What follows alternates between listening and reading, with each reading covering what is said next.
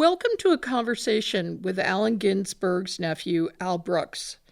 Al will share his memories of personal interactions and observations of Allen Ginsberg's colleagues, Jack Kerouac, William Burroughs, Gregory Corso, and Peter Orlovsky. My name is Stephanie Kipp, and I'm a friend of Al Brooks. Al, let's get started with Jack Kerouac. Please talk to us about his visits to your family when you grew up in Plainview, New York. He would come to visit an average of once or twice a year, probably altogether about a dozen times. He liked the fact that we had a church next door, and he would refuse, usually, to sleep in one of the guest rooms. There weren't many guest rooms anyway, but he wanted the privacy of being in the living room, bigger room area, and he could get up off the bedroll, look out the window at the church about a couple 100 feet away and stare at the steeple and meditate. He liked to, sometimes I think he got up at night and read a little bit and then he'd go back to sleep, but not for long. What was his interactions with you kids? There were five of you. Not much really that I remember. I mean, nothing consequential, but he did, first of all, he didn't talk that much in general at our house. At someone else's place, with his peers, he would talk more. But with us, he was mostly there probably just to get legal advice and to hang out with Alan because Alan's place wasn't that far away. I mean, only about an hour ride. Please tell us about when your family, including Alan, went over to visit Jack's house in Long Island. We would go about maybe an hour, sometimes depending on traffic, an hour and a half away, and see his mother. She had a two-story house, but she stayed a lot in the second story. She'd go up for naps or to do something, and we never went up there. So it seemed a lot smaller than it really was. It seemed like, maybe 700 square foot our house downstairs. We didn't go outside much, but inside we would. I think maybe they did have a TV and radio, but they didn't use it when we were there. I don't remember seeing it, but there was a lot of talking, much more chatter there than in Plainview. They got kind of rowdy sometimes. They forget we were there and get boisterous. I don't remember eating any food there. I don't think. Maybe we didn't stay that long.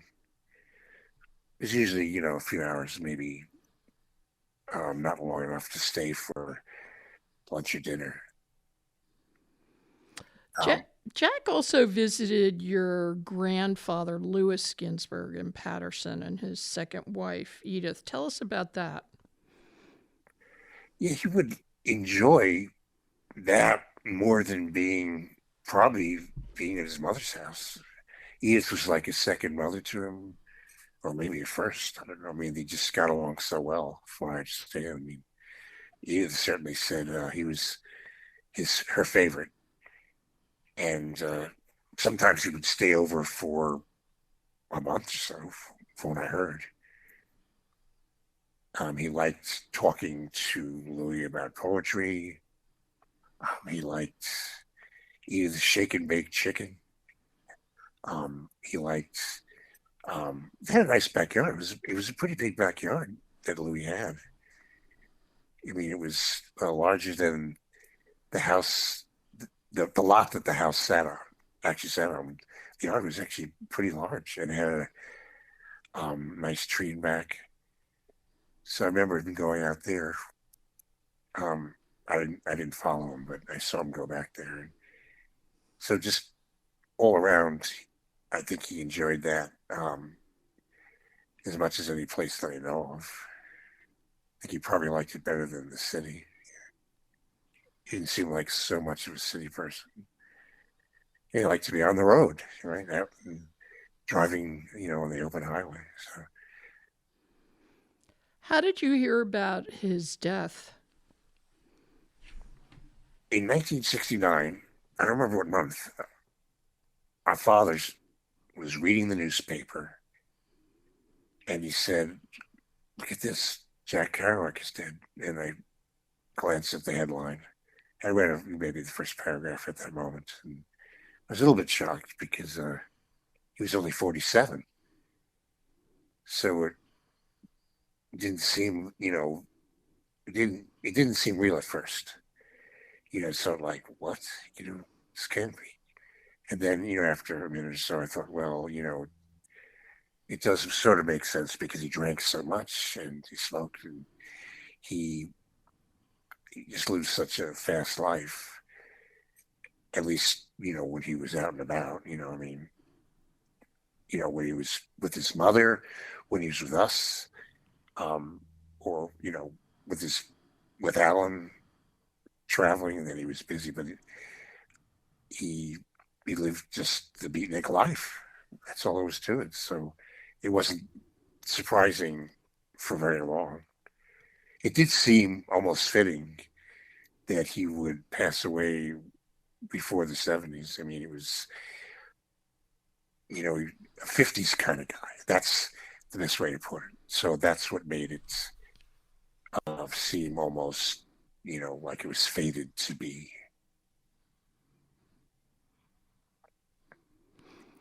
Did you meet his daughter, Jan? Yes, in Boulder, sometime in the 90s. She was definitely his daughter. She looked very French. I think she had his personality. I didn't know him well enough. I was too young to really know him well, but they seemed to have that sort of, she seemed sort of quiet.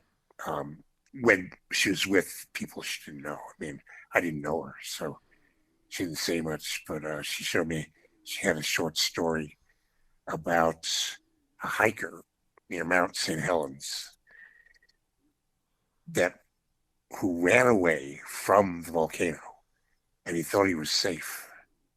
Very well written. And he finally realized he was dying when his glasses started melting. He felt his shoes melting, his glasses melting. And that was the end of the story. So I got the impression she was very talented. And I skimmed through her book, Baby Driver. And it looked good enough. It's an awful lot of books to read, but it seemed like an engrossing work.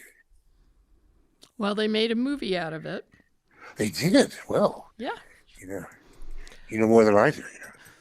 Let's talk about Bill Burroughs. What were your first memories of him? This was the best part of the whole thing.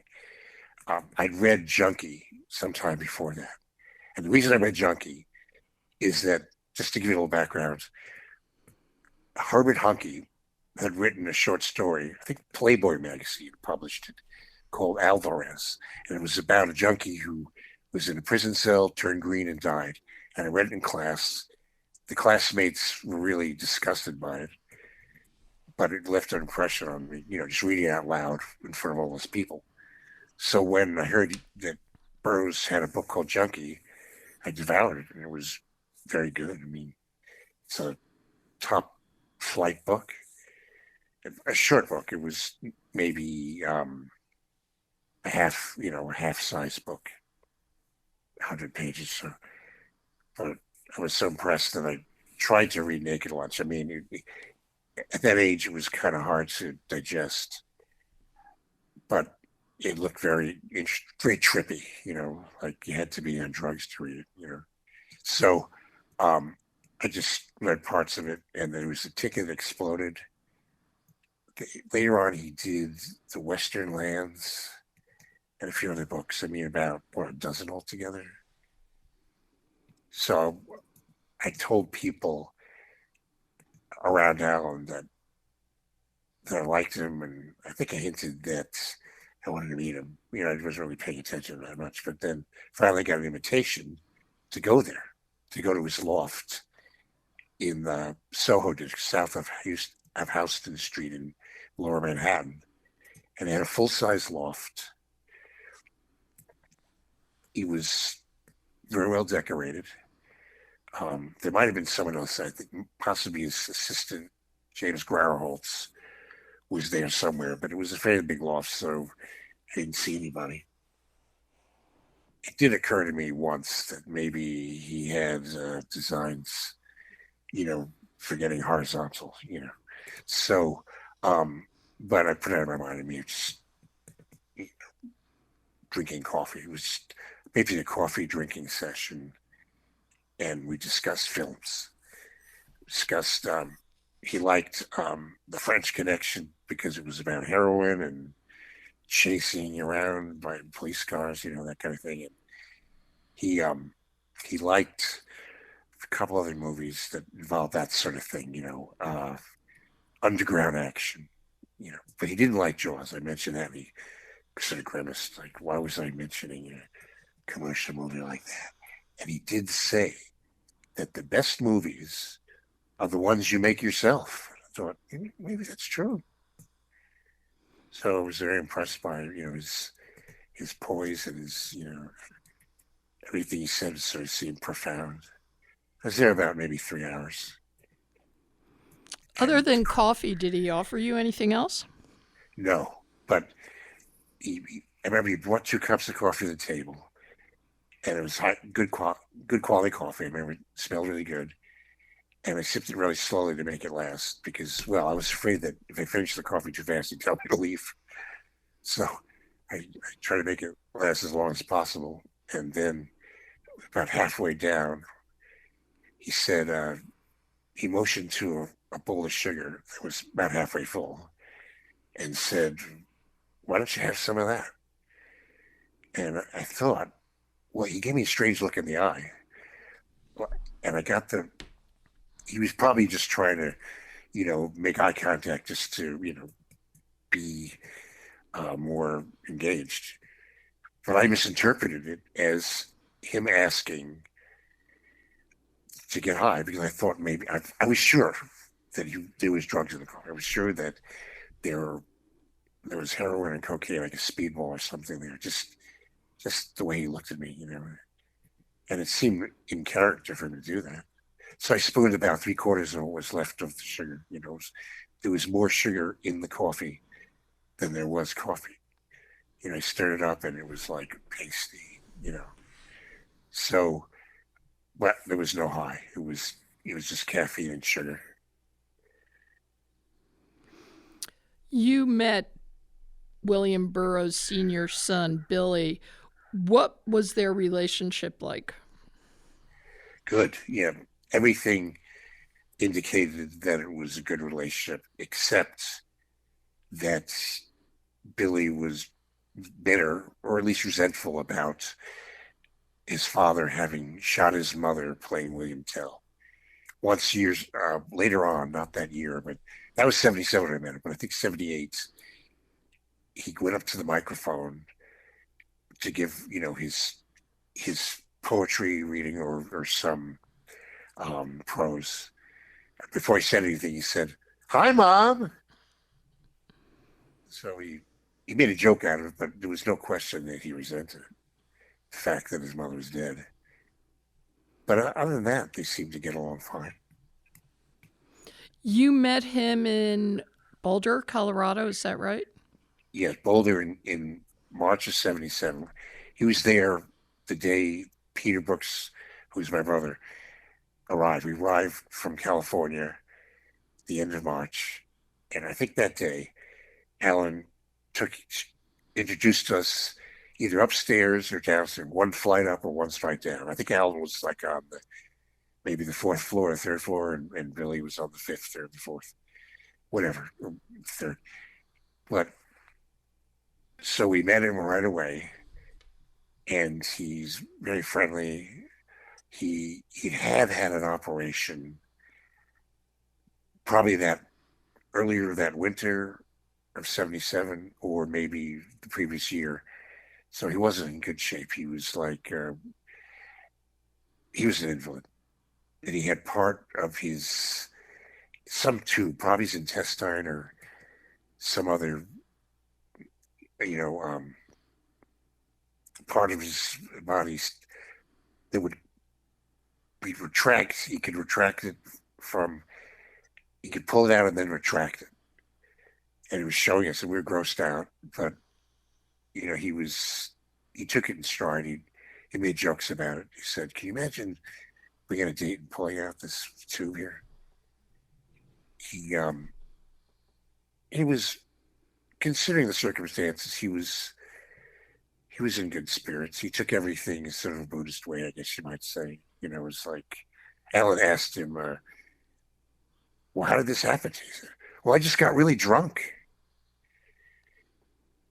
He did get mad at me once because he asked me to retrieve something from Alan's apartment, and he lent me the keys to go. He had a copy of Alan's keys, and then I actually locked the keys in Alan's room, and Alan wasn't there, so he couldn't get the keys. He said, "Well, that's really nice of you, really good."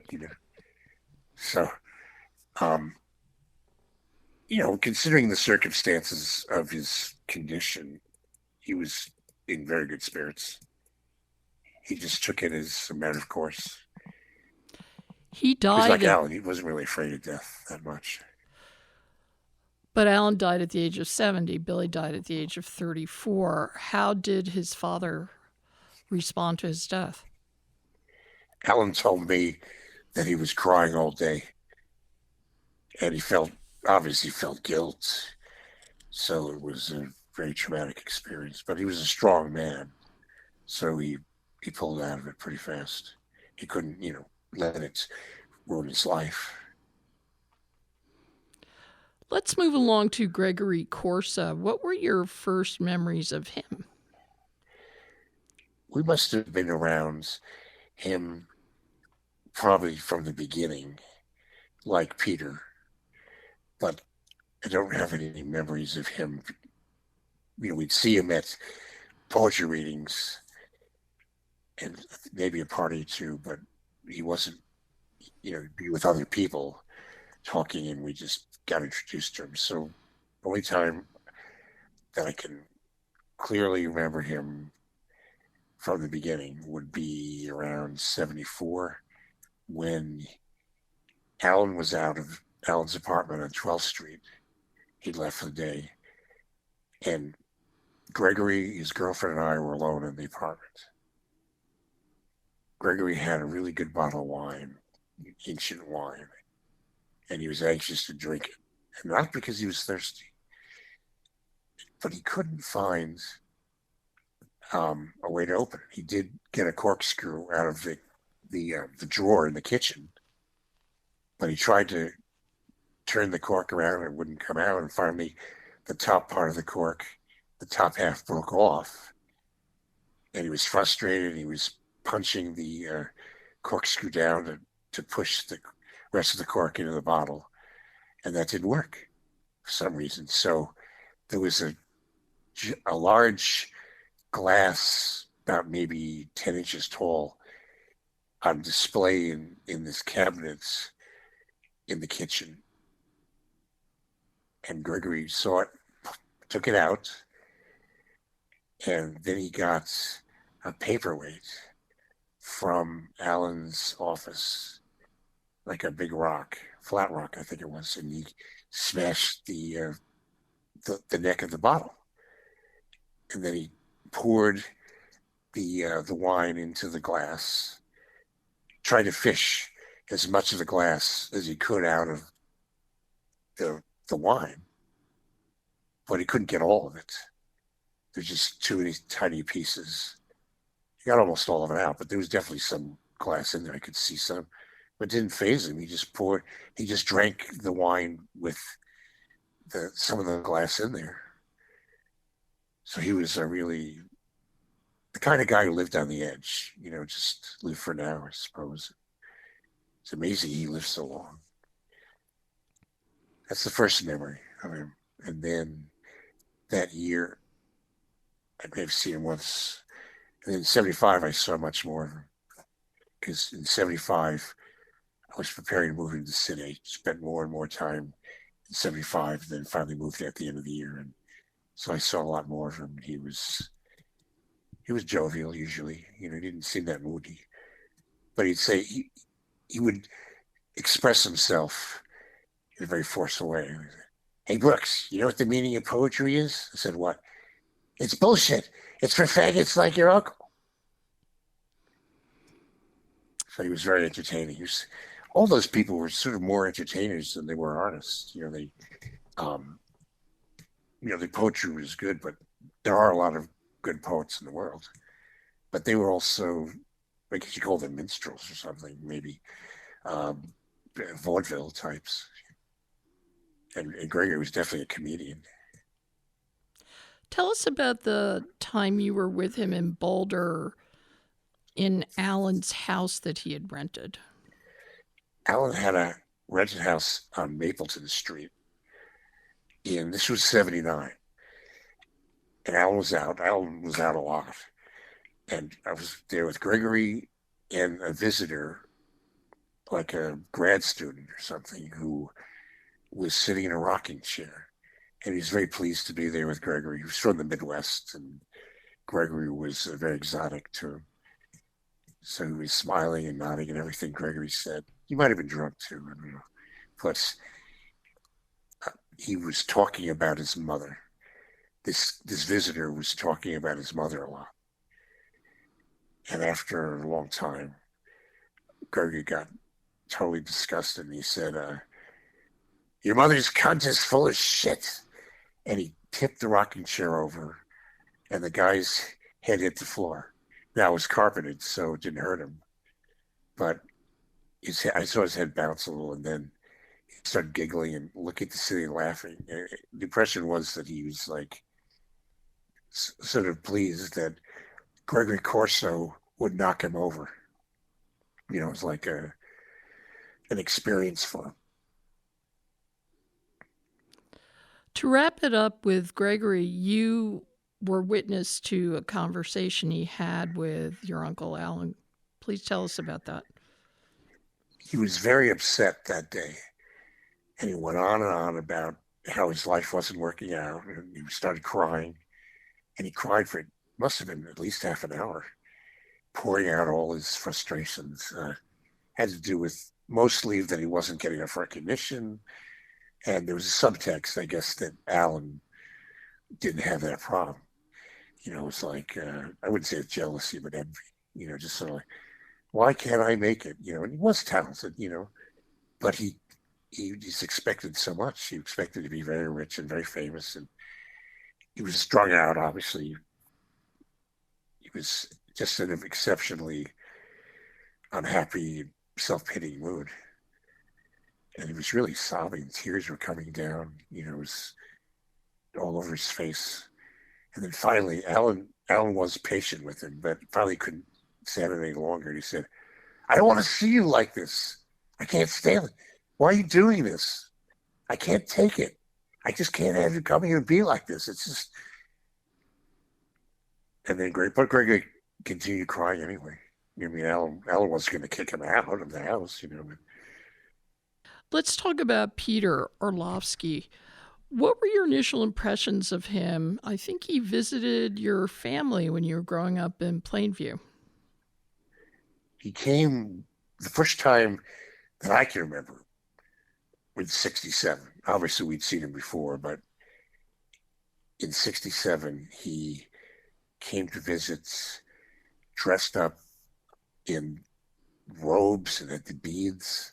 I mean, it was summer 67, so he and his friends, he had, I'd say, 2 or 3 friends there with him, and Allen was there. And we had dinner, and Peter had some sort of Buddhist self-abnegation ritual where he had a dog with him, and he let the dog eat half his food first. He held the plate out the dog ate it, and then Peter finished the dog's leftovers.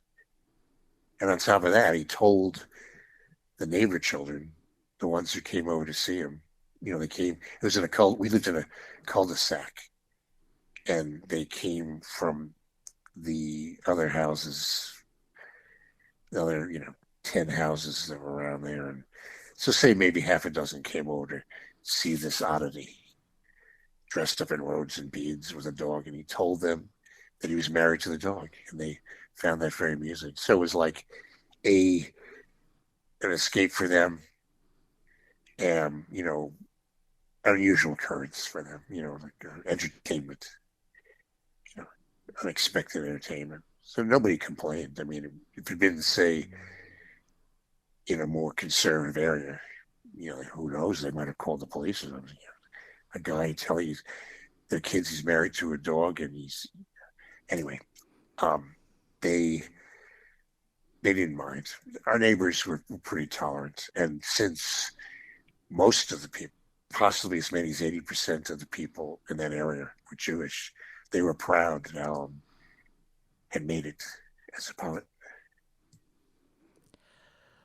Let's talk about East Hill Farm in Cherry Valley, New York. Why did Allen purchase it? How long was it running for? He purchased it in 66, and he told me there were two reasons. The first reason was a place for Peter to mellow out at it, to dry out at it from drugs and just become healthier. And that succeeded. The second one was that they were trying to find a place that, if the city went worse than it was, or some type of apocalyptic thing, which wouldn't help much. I mean, in nuclear war, it wouldn't do much good. But they, there was Allen was afraid of crime, and he'd been mugged once in a while. He was mugged, and since he was in the Lower East Side, it was not the most pleasant place to be. And the farm was much more pleasant. If you lived in a penthouse, that would have been different. But so the farm was a dual purpose. It had Peter exercising there, doing farm work. They had sing-alongs sometimes. They meditated. So it definitely worked out, especially the first, say, 3 years or so. By 79, 69 and 70 was the height of the whole going back to nature type thing. And Peter and his girlfriend, Denise Feliu, Feliu, were fairly happy there. It was kind of rigorous, but they were young still. I mean, fairly young, and they had Allen there to look after them, and it worked out pretty well. They did eventually get bored of it, but for at least a couple of years, Peter was a farmer. He worked pretty hard. I mean, there was really nothing else to do up there besides farm work, so everything sort of worked out. His brother Julius was up there also? Yes, very friendly guy, very tolerant, didn't speak much at all. He only really spoke when spoken to. Yeah, I don't remember him initiating any conversations. He did everything that Peter told him to do. He smoked and drank coffee all the time, so he was a happy camper. And he and Peter got along very well, and they were like as close as brothers can be. Peter would sometimes come up behind Peter. Say Julius was looking at a picture on the wall or something, or just standing there smoking. Peter would come up and surprise him. He'd put his arms around both sides of him, lean against the wall, put his face up close to you, and say, "I want to marry you. I love you, my dear." Things like that. You and Julius sometimes were at Allen's apartment on 12th Street. What were your interactions with Peter in that apartment? Well, Julius and I didn't have anything else to do. So Peter put us to work cleaning the place, because it did need a fair amount of cleaning with all the traffic there. So we would clean the floors or the sink of the bathtub, or the blinds had to be dusted, and the windows and the kitchen. It was a fairly small place. It wasn't more than, say, more than 4 hours at a time, but usually less. Allen and Pete sometimes had little tiffs, but not any big ones. At that time, they were getting along fairly well. It wasn't until later that things got out of hand. But just to relieve tension, Allen would make little critiques. So he came over one time when we were cleaning someone's bedroom there, and he poked his head in there and said, "Oh, you got these inmates working for you, huh?" And Peter said, "You go take care of your part of the place, and I'll take care of mine." Now, he was there for a few years, but then ended up moving to an apartment adjacent to Allen's. Yes, it was. I mean, you could knock on the wall to get Peter's attention, or you could knock on the wall and get Allen's. It's right next door. It was, they're both small apartments, so there was no problem in communicating. Just walk out the door and you were within 2 feet. So once Allen, this was years later, that Peter got his own place, and things were deteriorating then between them and mostly in Peter's life. In Cherry Valley, he didn't have the temptations that he had in the city, especially the Lower East Side. And Peter started smoking crack because it was all around at that time. This is the 80s. And Allen took me in there, and it was just incredibly filthy. It was, papers and dirt and slime and discarded crack pipes, aluminum crack pipes that he made out of tinfoil and other types. It was unbearable. I don't see how we could live there. We're going to wrap up our conversation with one last question. Please tell us about your last interaction with Peter Orlovsky in Boulder. In late 94, I believe, or early 95, I went over to visit him. And he was on the second or third floor of a motel. I knocked on the door, and he seemed pleased that someone came to visit him. He said, "Oh, hi, come in, yeah." But very quickly his mood changed because of his mental condition and whatever he was high on or something. Maybe he wasn't taking his medication. So then he said, "Come with me." He took me into the bathroom, and there was some water in the bathtub. And then he pushed me in the tub and turned the tub's faucet on, and filled it with warm water. And then he took, out of the kitchen, he took a bottle of dishwashing detergent and poured it on me. And I couldn't breathe. Because of the dishwashing detergent, I couldn't breathe. So I jumped out of the tub and left the bathroom. And Peter closed the door. I guess he had something else. Maybe he was going to take a bath himself. But I was really spooked. And the worst thing was that it was very cold outside. It might have been right after Christmas or right before Christmas. It was about 0 outside. It was extremely cold. So I called the manager of the motel on the phone and explained the situation. And he said, "Well, we have a little laundromat down here with a dryer in it." And then he decided that he was going to